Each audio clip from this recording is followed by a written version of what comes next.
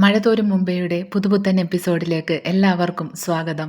ഈ video കണ്ടിഷ്ടപ്പെട്ടാൽ like ചെയ്യാനും subscribe ചെയ്ത് സപ്പോർട്ട് തരാനും ആരും മറക്കരുത്. ബാലചന്ദ്രനെ ഗംഗാധരൻ കാര്യങ്ങളെല്ലാം പറഞ്ഞ് മനസ്സിലാക്കാൻ ശ്രമിക്കുന്നുണ്ടെങ്കിലും ബാലചന്ദ്രൻ അമ്പിനും വില്ലിനും ഗംഗാധരനെ പറയുന്നതിലെല്ലാത്തിനും നല്ല ചുട്ട മറുപടിയാണ് കൊടുക്കുന്നത്. അങ്ങനെ എല്ലാം പറഞ്ഞതിന് ശേഷം ഗംഗാധരൻ പറയുന്നുണ്ട്, എന്നാൽ ശരി ഞാൻ ഇറങ്ങുകയാണ് എന്ന് പറഞ്ഞിട്ട് പോകാൻ നോക്കുന്നുണ്ട്. അപ്പോൾ ബാലചന്ദ്രൻ പറയുന്നുണ്ട്, അലീന താഴെ ബ്രേക്ക്ഫാസ്റ്റൊക്കെ റെഡിയാക്കി കഷ്ടപ്പെട്ടുണ്ടാക്കി വെച്ചിട്ടുണ്ടാവും, അത് കഴിച്ചിട്ട് പോയാൽ മതി കേട്ടോ എന്ന് പറയുന്നുണ്ട്. പിന്നെ ഒരു കാര്യം കൂടി പ്രത്യേകിച്ച് എടുത്ത് പറയുന്നുണ്ട്, പെങ്ങളുടെ മകളാണ്, ആ കാര്യം മറക്കണ്ട എന്ന് ഒരു താക്കീതോടു കൂടി പറയുകയും ചെയ്യുന്നുണ്ട്. അത് കേൾക്കുന്ന ഗംഗാധരൻ തിരിച്ചൊന്നും മറുപടി പറയാതെ വിഷമത്തോടു കൂടി താഴേക്ക് പോകുന്നുണ്ട്. അവിടെ ചെല്ലുമ്പോൾ അവിടെ മനുവും കൃഷ്ണയും അലീനയും കൂടി സംസാരിച്ചിരിക്കുന്നതാണ് കാണുന്നത്. കൃഷ്ണ ചോദിക്കുന്നുണ്ട്, ഇവിടെ നിന്ന് രണ്ടുപേരും അങ്ങോട്ടേക്ക് വന്നിരുന്നല്ലോ, അവരവിടെ എന്തെടുക്കുന്നു, അവർക്ക് സുഖമാണോ എന്നൊക്കെ കൃഷ്ണമോള് ചോദിക്കുന്നുണ്ട്. താഴേക്ക് ഇറങ്ങി വരുന്ന ഗംഗാധരനോട് മനു ചോദിക്കുന്നുണ്ട്, ബാലചന്ദ്രൻ അങ്കിൾ എന്തു പറഞ്ഞു അങ്കിളെ എന്ന് ചോദിക്കുന്നുണ്ട്. അപ്പോൾ ഗംഗാധരൻ പറയുന്നുണ്ട്, അലീന താഴെ ഫുഡ് ഉണ്ടാക്കി വെച്ചിട്ടുണ്ടെന്ന് പറഞ്ഞു, അത് കഴിച്ചിട്ട് പോയാൽ മതി എന്ന് പറഞ്ഞു, നീയും കഴിക്കുമെന്ന് പറയുന്നുണ്ട്. ഞാനും കഴിക്കും, പിന്നെ അലീനയുടെ കൈപ്പുണ്യത്തിൻ്റെ കാര്യം പറയാനുണ്ടോ എന്ന് പറയുന്നുണ്ട് മനു. അങ്ങനെ ഫുഡ് എടുക്കാൻ പോകുന്ന അലീനയുടെ അടുത്തേക്ക് ഗംഗാധരൻ ചെന്നിട്ട് പറയുന്നുണ്ട്, മോളെ ഞാനിന്ന് നീലഗിരിയിലേക്ക് തിരിച്ചു പോവാണ് കേട്ടോ, മോളൊന്ന് സൂക്ഷിക്കണം കേട്ടോ എന്നൊക്കെ ഗംഗാധരൻ പറയുന്നുണ്ട്. അത് കേൾക്കുന്ന അലീന പറയുന്നുണ്ട്, എനിക്ക് കുഴപ്പമൊന്നുമില്ല അങ്കിളെ, ഞാനെന്ത് പേടിക്കാനാ, പിന്നെ എല്ലാവരും എല്ലാ കാര്യവും അറിഞ്ഞല്ലോ, ഞാൻ ആര് അറിയണ്ട എന്ന് വിചാരിച്ചോ ആ ആൾക്കാരെല്ലാവരും എല്ലാം അറിഞ്ഞു എന്ന് പറയുന്നുണ്ട്.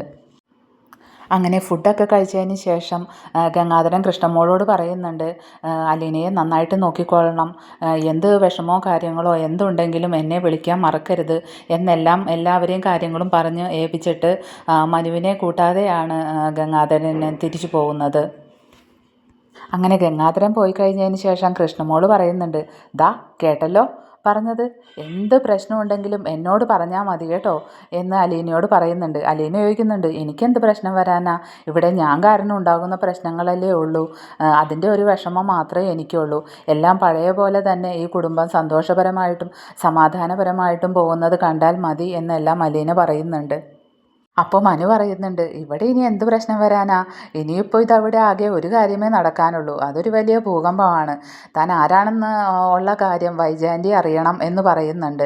അത് കേൾക്കുന്ന അലീന പറയുന്നുണ്ട്, അത് വേണ്ട മനുവേട്ട, അതറിഞ്ഞാൽ ശരിയാവത്തില്ല, അമ്മയ്ക്ക് അത് സഹിക്കാൻ പറ്റത്തില്ല, അമ്മയുടെ സ്വഭാവം അനുസരിച്ച് അമ്മ എന്തെങ്കിലും കടുങ്കൈയൊക്കെ ചെയ്താൽ അത് ശരിയാവില്ല, നമ്മൾക്കെല്ലാവർക്കും അതുകൊണ്ട് ദോഷമായിരിക്കും വരിക എന്നെല്ലാം അലീന പറയുന്നുണ്ട്.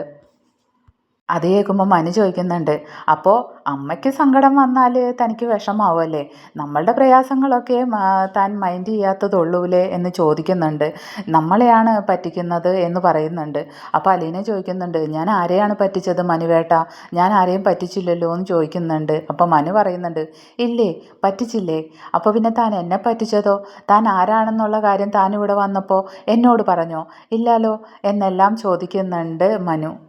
അപ്പോൾ അലീന പറയുന്നുണ്ട്, അതന്നത്തെ സാഹചര്യം കൊണ്ടല്ലേ മനുവേട്ട, ഞാനിവിടെ ആരെയും ബുദ്ധിമുട്ടിക്കാനോ ഒന്നും വന്നതല്ലല്ലോ, ഞാൻ ആരാണെന്ന് അറിയണം എന്ന് വിചാരിച്ച ആ ആൾ ഇതുവരെ ഞാൻ ആരാണെന്ന് അറിഞ്ഞില്ലല്ലോ, അറിയണ്ട എന്ന് വിചാരിച്ചിരുന്നവരെല്ലാം അറിയുകയും ചെയ്തു. പക്ഷേ ഇപ്പോൾ എനിക്ക് എന്തെങ്കിലും സംസാരിക്കാനും സ്നേഹിക്കാനും കാര്യങ്ങളെല്ലാം തുറന്നു പറയാനും ഒരാളുള്ളതായിട്ട് എനിക്ക് തോന്നുന്നുണ്ട് എന്ന് പറയുന്നുണ്ട്. അത് കേൾക്കുന്ന മനു ചോദിക്കുന്നുണ്ട്, ആണോ എന്ന് ചോദിക്കുന്നുണ്ട്. അപ്പോൾ എന്ന് പറയുന്നുണ്ട് അലീന. ഇതെല്ലാം കണ്ടും കേട്ടും നമ്മുടെ കൃഷ്ണമോൾ എന്നൊക്കെ എല്ലാം പറയുന്നുണ്ട്.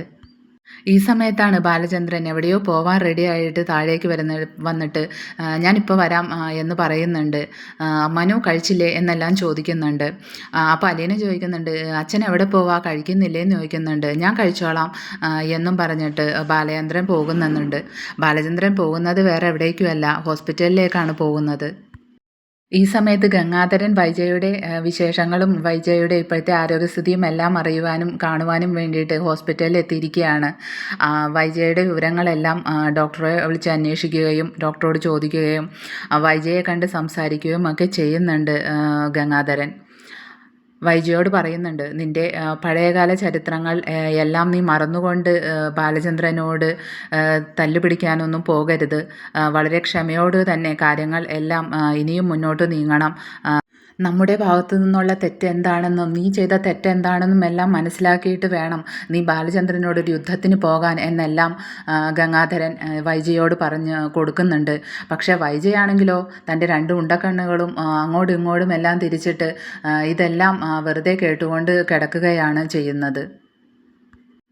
അങ്ങനെ ആ സമയത്ത് ബാലചന്ദ്രനും ഹോസ്പിറ്റലിലേക്ക് എത്തുകയാണ്. ഹോസ്പിറ്റലിലെ ബില്ലിൻ്റെ കാര്യങ്ങളും എല്ലാം നോക്കി കറക്റ്റായിട്ട് ചെയ്യുന്ന ബാലചന്ദ്രനെയാണ് ഗംഗാധരൻ കാണുന്നത്. അപ്പോൾ അത് കാണുമ്പോൾ ഗംഗാധരൻ്റെ മനസ്സിൽ ചെറിയൊരു സന്തോഷമൊക്കെ തോന്നുന്നുണ്ട്. തൻ്റെ അനിയത്തിയോട് ബാലചന്ദ്രൻ ഇപ്പോഴും കുറച്ചെങ്കിലും സ്നേഹം ഉണ്ടല്ലോ എന്നൊക്കെയാണ് ഗംഗാധരൻ വിചാരിക്കുന്നത്. അതറിഞ്ഞിട്ടെന്നവണ്ണം തന്നെ ബാലചന്ദ്രൻ പറയുന്നുണ്ട്, എൻ്റെ കാര്യങ്ങളെല്ലാം ഞാൻ കറക്റ്റായിട്ട് തന്നെ ചെയ്യും. അത് നിങ്ങളോട് നിങ്ങളുടെ അനിയത്തിയോടുള്ള സ്നേഹം കൊണ്ടോ പ്രേമം കൊണ്ടോ ഒന്നുമല്ല ഞാനിത് ചെയ്യുന്നത്. അവളെ ഈ അവസ്ഥയിൽ നോക്കി ഏറ്റെടുക്കാൻ ആളില്ല എന്ന് എനിക്ക് നല്ലവണ്ണം അറിയാം. അതുമാത്രമല്ല, ഇവിടുന്ന് എണീറ്റാൽ മാത്രമല്ലേ അവൾക്ക് രണ്ട് കാലിൽ നിന്നുകൊണ്ട് എന്നോടുള്ള യുദ്ധം ഇനിയും തുടരാനും ഒക്കെ പറ്റത്തുള്ളൂ എന്ന് ബാലചന്ദ്രൻ ചോദിക്കുന്നുണ്ട്. എവിടെയും തോറ്റുകൊടുക്കാത്ത നിങ്ങളുടെ അനിയത്തി എന്നെ കുടുംബ കോടതിയിലെല്ലാം കയറ്റാൻ പോവുകയല്ലേ എന്നൊക്കെ ചോദിക്കുന്നുണ്ട് ബാലചന്ദ്രൻ. ഇതെല്ലാം കേട്ടിട്ട് ഗംഗാധരൻ പറയുന്നുണ്ട്, എന്നാൽ ഞാൻ പോവുകയാണ്. എന്താവശ്യമുണ്ടെങ്കിലും എന്നെ വിളിക്കാൻ മറക്കരുത്. എന്തുണ്ടെങ്കിലും എന്നോട് പറയണം എന്നെല്ലാം പറഞ്ഞ് അങ്ങനെ നമ്മുടെ ഗംഗാധരൻ അവിടുന്ന് യാത്രയാവുകയാണ്. എന്നാൽ മറ്റൊരിടത്ത് അതേസമയം ഹരിയും ബബിതയും രോഹിതും കൂടി സംസാരിച്ചിരിക്കുന്നതാണ് നമ്മൾ കാണുന്നത്. ബബിത പറയുന്നുണ്ട്, അച്ഛനാണ് എല്ലാത്തിനും കാരണം. അച്ഛൻ അങ്ങനെ പെരുമാറിയതുകൊണ്ടാണ് അമ്മ അന്ന് രാത്രിയിൽ പോയതും ഇത്രയും സംഭവങ്ങളെല്ലാം ഉണ്ടായതും അച്ഛൻ്റെ ഭാഗത്താണ് തെറ്റ് എന്നെല്ലാം ബബിത പറയുന്നുണ്ട്. അമ്മ പാവാണ്. അമ്മയെ കാണാൻ ഇന്ന് ഹോസ്പിറ്റലിൽ പോവണം. അമ്മയോടെല്ലാം സംസാരിക്കണം. നമ്മൾ ഇവിടെ തന്നെ നിൽക്കുന്നതായിരിക്കും അമ്മയ്ക്ക് സന്തോഷം എന്നെല്ലാം ബബിത പറയുന്നുണ്ട്. അത് കേൾക്കുന്ന ഹരി പറയുന്നുണ്ട്, ഓ ഇപ്പം എല്ലാവർക്കും അവളെ മതിയല്ലോ. തൊലിവെളുപ്പും സൗന്ദര്യവുമുള്ള ഒരുത്തി കയറി വന്നതിന് ശേഷം ഇപ്പോൾ അച്ഛനും കൊച്ചച്ചന്മാർക്കും എല്ലാവർക്കും ഇപ്പോൾ അവളെ മതി എന്ന് പറയുന്നുണ്ട് ഹരി. അത് കേൾക്കുന്ന കമല പറയുന്നുണ്ട്, ഡാ നീ ആരെയായി പറയുന്നത്? അച്ഛനെയാണ് പറയുന്നതെന്ന് ഓർമ്മ വേണോട്ടോ എന്ന് പറയുന്നുണ്ട്. അത് കേൾക്കുന്ന ഹരി പറയുന്നുണ്ട്, ഓ പിന്നെ എല്ലാവർക്കും ഇപ്പോൾ അവളെ മതിയല്ലോ. അവളുടെ സൗന്ദര്യം കണ്ട് മയങ്ങിക്കിടക്കുവാണല്ലോ എല്ലാവരും. എന്തായി? ഒരാൾക്ക് ഇവിടെ നല്ല ക്ലീൻ ഇമേജ് ഉണ്ടായിരുന്നല്ലോ, എന്നിട്ടിപ്പോൾ എന്ത് സംഭവിച്ചു എന്നെല്ലാം ഹരി ചോദിക്കുന്നുണ്ട്. അത് ബാലചന്ദ്രനെ കുറിച്ചാണ് പറഞ്ഞത്. അത് കേൾക്കുമ്പോൾ ബബിതയും രോഹിതിനും പരസ്പരം അവർ നോക്കുന്നുണ്ട്. അവരൊന്നും പറയാതെ മിണ്ടാതിരിക്കുന്നുണ്ട്. അപ്പോൾ കമല പറയുന്നുണ്ട്, ശരിയാ, ഇവിടെ എന്തോ സംഭവിച്ചിട്ടുണ്ട്. എല്ലാവർക്കും എന്താ പറ്റിയതെന്ന് അറിയില്ല. അവളെ ഇപ്പോൾ എല്ലാവർക്കും ഭയങ്കര കാര്യമാണ്. എന്താണെന്നൊന്നും ആരും ഒന്നും പറയുന്നുമില്ലല്ലോ എന്നെല്ലാം കമല പറയുന്നുണ്ട്. രോഹിതേ നീ വരുന്നുണ്ടോ? ഞാൻ പുറത്തേക്ക് പോകാമെന്നും പറഞ്ഞിട്ട് രോഹിതിനെ വിളിക്കുന്നുണ്ട് നമ്മുടെ ഹരി. അപ്പോൾ ഹരി ചോദിക്കുന്നുണ്ട് എവിടേക്കാ എന്നും പറഞ്ഞിട്ട് ഹരിയും പോകുന്നുണ്ട്. വേറെ ഒന്നുമല്ല കേട്ടോ, ഹരിയെ നമ്മുടെ രോഹിത് എന്താ പറയുക, വൃത്തികെട്ട നല്ല ചീത്ത സ്വഭാവം ചീത്ത കൂട്ടുകെട്ടിലേക്ക് ആക്കി തീർക്കുന്നുള്ള യാതൊരു സംശയവുമില്ല.